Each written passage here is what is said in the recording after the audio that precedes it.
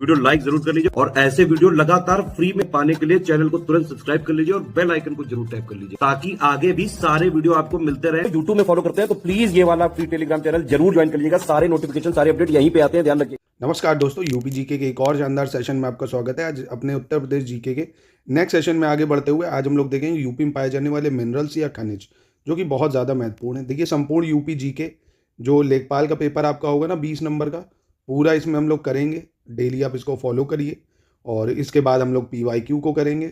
उसके बाद हम लोग मोस्ट एक्सपेक्टेड 1000, इन्हीं पूरे कंटेंट को MCQ के फॉर्म में करेंगे। इसी तरह से आप स्टडी फॉर सिविल सर्विसेज के पेड ग्रुप को ज्वाइन करके पूरी तैयारी लेखपाल की कर सकते हैं, या हमारी ऐप पे चले जाइए, ज्ञान सर एजुकेशन ऐप। वहाँ से भी आप स्मार्ट वीडियो क्लासेस, पूरा कंटेंट सब आपको मिल जाएगा। प्ले स्टोर से इस ऐप को इंस्टॉल कर लीजिए अगर नहीं करा है, ठीक है। बाकी यही जो लेक्चर है ये आपके PCS के लिए भी इंपॉर्टेंट है, RO के लिए भी इंपॉर्टेंट है और BEO के लिए भी है, ठीक है। तो देखते हैं, चलिए। तो इसमें सबसे पहले जो चीज़ याद रखनी वो ये कि 1974 में खनिज आधारित उद्योग यानी जो मिनरल बेस्ड इंडस्ट्रीज हैं उनको बढ़ावा देने के लिए उत्तर प्रदेश राज्य खनिज विकास निगम की स्थापना की गई थी। तो ये एग्जाम में पूछा भी जा चुका है कि उत्तर प्रदेश राज्य खनिज विकास निगम की स्थापना कब हुई थी। तो आपको ये याद रखना 1974 में। कब हुई थी? 1974 में हुई थी, ठीक है। और खान एवं खनिज अधिनियम 1957 जो है उसकी धारा 15 के अनुसार उप खनिजों के परिहार को नियंत्रित करने हेतु अधिकार जो है वो प्रदेश सरकारों को दिया गया है। यानी जितने भी ये उप खनिज होते हैं इन सबको एक्सट्रैक्ट करने का अधिकार स्टेट गवर्नमेंट के पास है, ठीक है। इसी के लिए उत्तर प्रदेश उप खनिज परिहार नियमावली 1963 भी बनाई गई है, ठीक। दूसरा जो पॉइंट आपको याद रखना है, उत्तर प्रदेश में पहली जो खनिज नीति है वो 1998 में घोषित की गई थी, ठीक है। कब करी गई थी उत्तर प्रदेश में पहली खनिज नीति? 1998 में। और ये बताया गया था कि उत्तर प्रदेश में 12 जिलों को खनिज बाहुल क्षेत्र घोषित किया गया है। तो अभी तक 2 पॉइंट बहुत ज़्यादा रेलेवेंट है। एक ये खनिज आधारित उद्योगों के लिए बढ़ावा देने के लिए यूपी में खनिज विकास निगम की स्थापना 1974 में हुई। और यूपी में कौन से जिले हैं, कितने जिले हैं जो खनिज बाहुल्य हैं? तो 12 जिले हैं जो खनिज बाहुल्य हैं, जहाँ मिनरल्स पाए जाते हैं। और दिसंबर 1998 में पहली खनिज नीति आई थी। अब अच्छा, ये 12 जिले कौन है? इनको अगर हम लोग देखें तो याद रखिएगा मोस्टली खनिज यानी मिनरल्स सब यहीं पाए जाते हैं, मेनली बुंदेलखंड एरियाज में। जैसे इलाहाबाद, झांसी है, सहारनपुर है, मिर्ज़ापुर है, ललितपुर है, जालौन है, महोबा है, सोनभद्र है, चित्रकूट है, चंदौली, बांदा, हमीरपुर। एक बार मैप में देख लो तो याद हो जाएगा। एक बार ये मैप है, अब इस मैप में देख लेते हैं। देखिए, जैसे मैं मैप से बताऊं आपको, एक इलाहाबाद, ये प्रयागराज हो गया जिसको प्रयागराज कहते हो आप। उसके बाद जैसे झांसी है आपका, है ना, प्रयागराज है, झांसी है, और आपका सहारनपुर है। यहाँ पे आपको सहारनपुर दिख जाएगा, थोड़ा पहाड़ी एरियाज में आ जाता है ना उधर, तो सहारनपुर हो जाता है आपका, है ना। और प्रयागराज के बगल में मिर्ज़ापुर है आपका, यहाँ पे भी मिलेगा। सोनभद्र में मिलेगा, ललितपुर में मिलेगा आपका, और महोबा में भी मिल जाएगा, चित्रकूट में मिल जाएगा आपको, बांदा में मिल जाएगा आपका, हमीरपुर में मिल जाएगा आपका, ठीक है। ये हो गए एरिया आपके। इधर ये जालौन हो जाएगा, मतलब ये जो बुंदेलखंड एरिया है ना मेनली, इधर इधर आपको मिनरल्स पाए जाते हैं, है ना। आप देखेंगे दक्षिण की तरफ। तो ये 12 जिले हैं जो मिनरल रिच हैं यूपी में। अब देखिए, 1998 में पहली खनिज नीति है। उसके बाद योगी सरकार आने के बाद 30 मई 2017 को उत्तर प्रदेश सरकार द्वारा सुशासन और भ्रष्टाचार मुक्त मूल मंत्रों पर आधारित एक मजबूत तथा पारदर्शी खनन नीति को मंजूरी मिली। तो दूसरी खनन नीति 2017 में आ गई ना, जितने भी माफिया थे इन सबको हटा के नई खनन नीति चालू करी गई। चलो, अब यहाँ से एग्जाम में पूछता है कहाँ से क्या मिलता है, तो थोड़ा सा आपको याद रखना पड़ेगा। जैसे सिंगरौली है ना, यहाँ से कोयला प्राप्त होता है। कोयला कहाँ से मिलेगा? सिंगरौली से मिल जाएगा आपको। चित्रकूट है, यहाँ से बॉक्साइट प्राप्त होता है। चित्रकूट से क्या प्राप्त होता है? बॉक्साइट। डोलोमाइट, ये सोनभद्र से मिल जाता है, डोलोमाइट। पोटैश लवण जो है, पोटैश सॉल्ट या पोटैश लवण, ये प्रयागराज है, चंदौली है, बांदा है, झांसी है ना। प्रयागराज, चंदौली, बांदा, झांसी, सोनभद्र में भी थोड़ा बहुत मिलता है। और एंडुलूसाइड है ना, एंडालूसाइड माफ़ कीजिएगा, सोनभद्र और मिर्ज़ापुर में मिल जाता है एंडालूसाइड। पायरोफिलाइट की बात करें तो झांसी है, ललितपुर है, महोबा है, हमीरपुर है ना।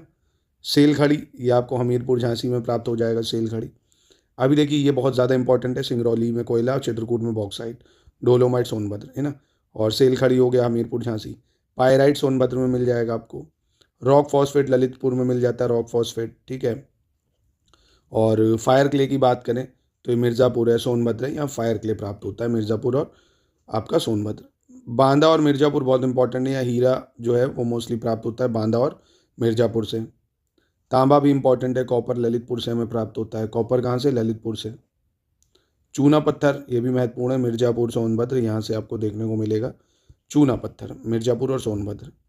सोना की बात करें तो शारदा और रामगंगा के जो रेत हैं मेनली सोनभद्र और ललितपुर में, बहुत कम रिजर्व हैं। बैराइट्स की बात करें मिर्ज़ापुर और सोनभद्र, बैराइट्स मिर्ज़ापुर सोनभद्र। ग्रेफाइट इंपॉर्टेंट है, हमीरपुर से प्राप्त होता है, जैसे कोयला सिंगरौली और ग्रेफाइट हमीरपुर। जिप्सम झांसी और हमीरपुर से प्राप्त हो जाता है। वहीं सैंडस्टोन की बात करें तो ये मिर्ज़ापुर से प्राप्त होता है, सैंडस्टोन कहाँ से, मिर्ज़ापुर से। और डायस्पर की बात करें तो झांसी है, महोबा है, ललितपुर है ना। डायस्पर कहाँ से मिलता है, डायस्पोर झांसी, महोबा, ललितपुर।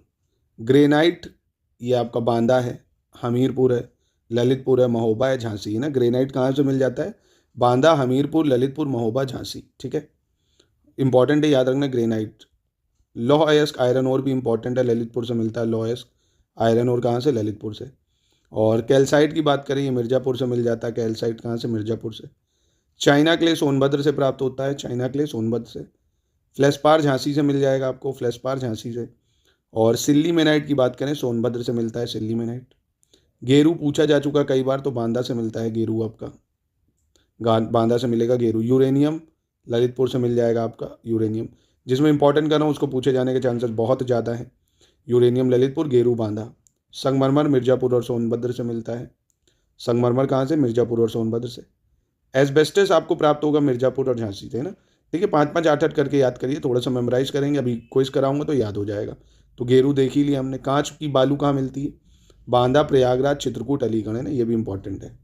बांदा, प्रयागराज, चित्रकूट, अलीगढ़, जितना बताया इन्हीं में से, इसको दोहराओगे 2-3 बार ना, याद हो जाएगा, और इन्हीं में से मिल जाएगा एक सवाल।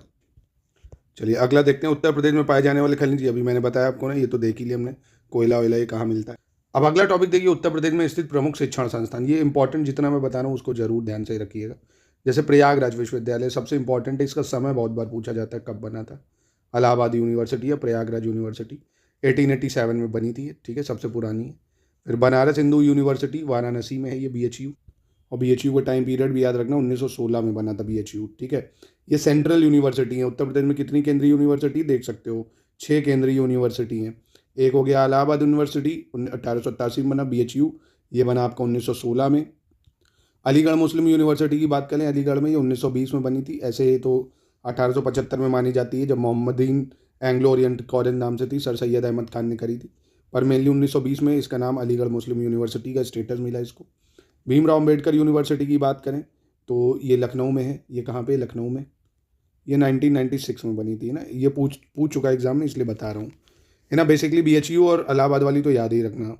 6 यूनिवर्सिटी हैं, BHU, प्रयागराज यूनिवर्सिटी, अलीगढ़ मुस्लिम यूनिवर्सिटी, भीमराव अम्बेडकर यूनिवर्सिटी लखनऊ, राजीव गांधी राष्ट्रीय विमानन विश्वविद्यालय अमेठी और रानी लक्ष्मीबाई केंद्रीय विश्वविद्यालय झांसी। ये 2014 में बनी थी, ठीक है, ये जरूर याद रखना। ये 6 सेंट्रल यूनिवर्सिटी हैं।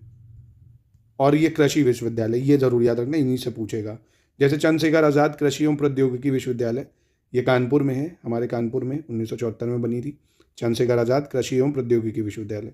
नरेंद्र देव कृषि एवं प्रौद्योगिकी विश्वविद्यालय, ये अयोध्या में है, नरेंद्र देव कृषि एवं प्रौद्योगिकी विश्वविद्यालय। और सरदार वल्लभ भाई पटेल कृषि एवं प्रौद्योगिकी विश्वविद्यालय मेरठ में है, ठीक है। चंद्रशेखर आज़ाद का कानपुर में ही है, नरेंद्र देव कृषि विश्वविद्यालय अयोध्या, सरदार वल्लभ भाई पटेल मेरठ। और Sam Higgin bottom university of agriculture technology and sciences, ये प्रयागराज में है, ठीक है। बांदा कृषि एवं प्रौद्योगिकी विश्वविद्यालय, ये बांदा नाम से ही पता चल रहा था, बांदा हो गया। तो आपको विश्वविद्यालयों में बस ये 6 सेंट्रल और ये कृषि वाला ये याद रखना है। स्टेट यूनिवर्सिटियाँ तो बहुत है, उनको नहीं याद रखना है, बस ये याद रखना है। अच्छा, पिछले वर्षों में ये पूछा गया था कि कौन से कृषि विश्वविद्यालय हैं जो ICAR से मान्यता प्राप्त हैं। इसका मतलब क्या है, Indian council of agricultural research. तो देखो, चंद्रशेखर आज़ाद कृषि एवं प्रौद्योगिकी विश्वविद्यालय कानपुर में है, ये मान्यता प्राप्त है पूरा, ठीक है। नरेंद्र देव कृषि एवं प्रौद्योगिकी विश्वविद्यालय फैज़ाबाद, या अयोध्या भी कह सकते हो, है ना, अयोध्या या फैज़ाबाद, ठीक है, अयोध्या या फैज़ाबाद। सरदार वल्लभ भाई पटेल कृषि एवं प्रौद्योगिकी विश्वविद्यालय मेरठ, इसको भी मान्यता मिली हुई है। और पंडित दीनदयाल उपाध्याय पशु चिकित्सा विज्ञान एवं विश्वविद्यालय गौ अनुसंधान संस्थान मथुरा, इसको भी मान्यता मिली हुई है। बांदा कृषि एवं प्रौद्योगिकी विश्वविद्यालय बांदा, इसको मिली। एक चीज़ नोट रखना है, रानी लक्ष्मीबाई केंद्रीय विश्वविद्यालय को ICAR द्वारा मान्यता प्राप्त नहीं है। ये एग्जाम में पूछा जा चुका है, इसलिए चांसेस हैं कि वापस से रिपीट हो जाए, तो इसको याद रखिएगा, ठीक है। जो ये झांसी में है, इसको मान्यता प्राप्त नहीं है। तो आज के टॉपिक को यहीं रखते हैं, कल मिलते हैं हम लोग उत्तर प्रदेश की प्रमुख झीलों से, है ना, कि यूपी में कौन कौन सी झीलें हैं, लेक्स हैं भाई, है ना, एग्जाम में इससे भी सवाल आता है। जिनसे जिनसे सवाल पूछा जाएगा 20 नंबर की पूरी लेखपाल का आप ये समझिए एक भी सवाल बाहर नहीं जाएगा।